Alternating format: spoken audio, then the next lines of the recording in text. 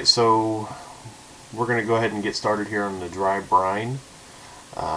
This turkey is about 21 pounds, so we're going to double the recipe for this just to make sure it gets fully covered. So this brine consists of 6 tablespoons of kosher salt. We're going to do 2 teaspoons of granulated garlic, 4 teaspoons of fresh rosemary. We're going to chop that finely. We're going to do cracked peppercorn blend as well. We're just going to do that to taste, which I think equates to about half a teaspoon. Now we are just going to mix all the ingredients together and finish prepping the turkey. You'll want to be sure that you remove any of the plastic on or inside the turkey and remove the guts from inside.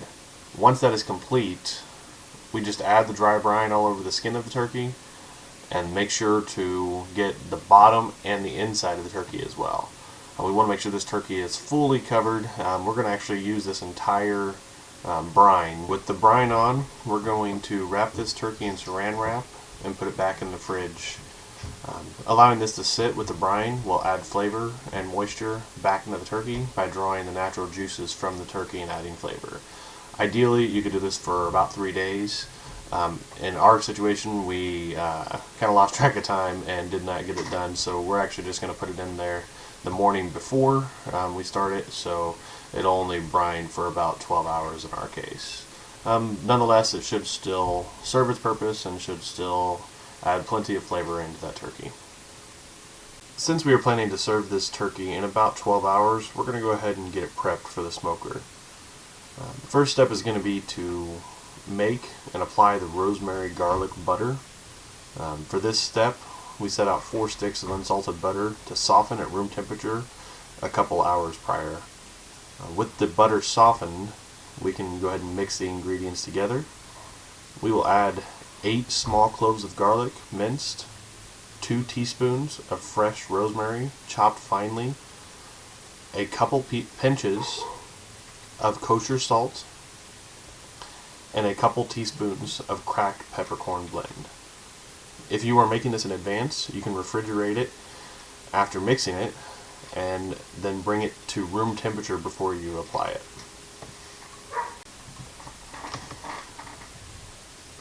Okay, with our butter mixed together, we can now apply it to the turkey and begin stuffing the turkey. For inside the turkey, we'll just want to take a handful of the butter and rub it in as good as possible, then leave the rest just sitting inside. The cavity should also be filled with celery, carrots, rosemary sprigs, fresh sage leaves, and a small piece of an onion. When applying the butter to the top of the turkey, you'll need to mash it down and together to form a blanket over the top. The butter won't really stick to the skin well, so it will slide off if you don't apply it correctly. The butter is really going to help the bacon stay in place and add some delicious flavor and moisture throughout the cooking process. We will also pour 2 cups of low sodium chicken stock all around the turkey. And that again will just add to the moisture of this turkey. With the butter applied and the cavity filled, we are now ready to prepare the bacon. If you have any experience in basket weaving, this is your time to shine. You're just going to lay out a piece of aluminum foil on a flat surface and just start weaving that bacon together. We used about 12 pieces of the bacon for the initial weave and then use the rest to cover the turkey. So carefully, once you've got that basket weaved together, carefully lift up the bacon weave and flip it onto the top of the turkey. Remove the aluminum foil, and now you can just cover every visible piece of the turkey with the remaining bacon.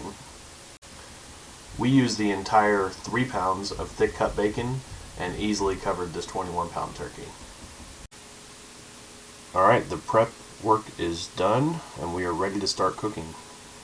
The smoker is at temperature and it is ready to go as well.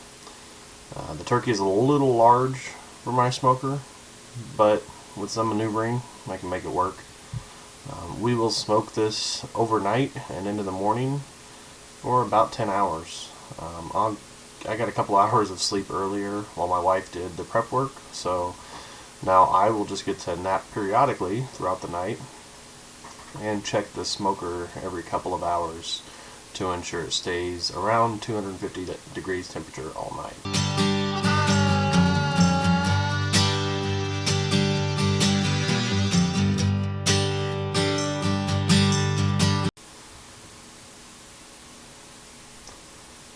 So we are about 5 hours in, and this turkey is looking delicious.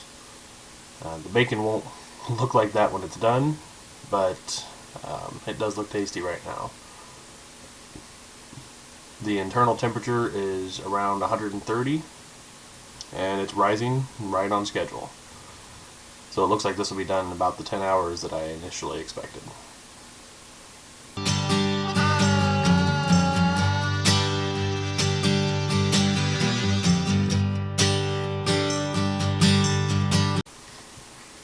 Alright, the turkey is at 165 degrees and it is ready to come off the smoker.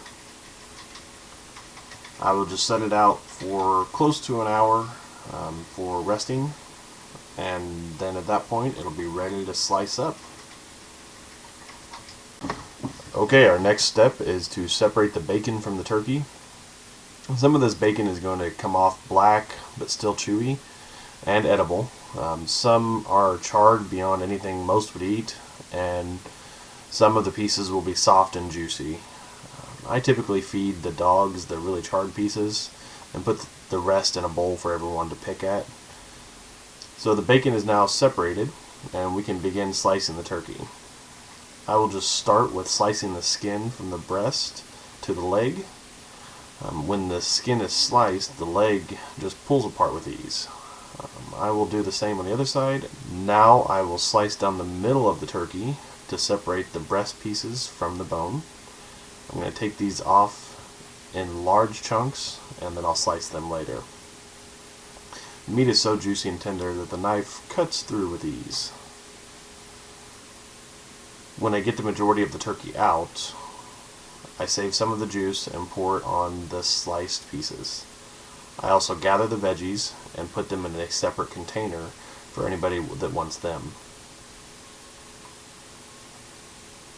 And now it is all sliced up and ready to serve. So be sure to drop a comment if you have any questions, thoughts, or suggestions. Like the video and subscribe. Also check out my other videos for more tasty barbecue, Chiefs content, and others. Thanks for watching.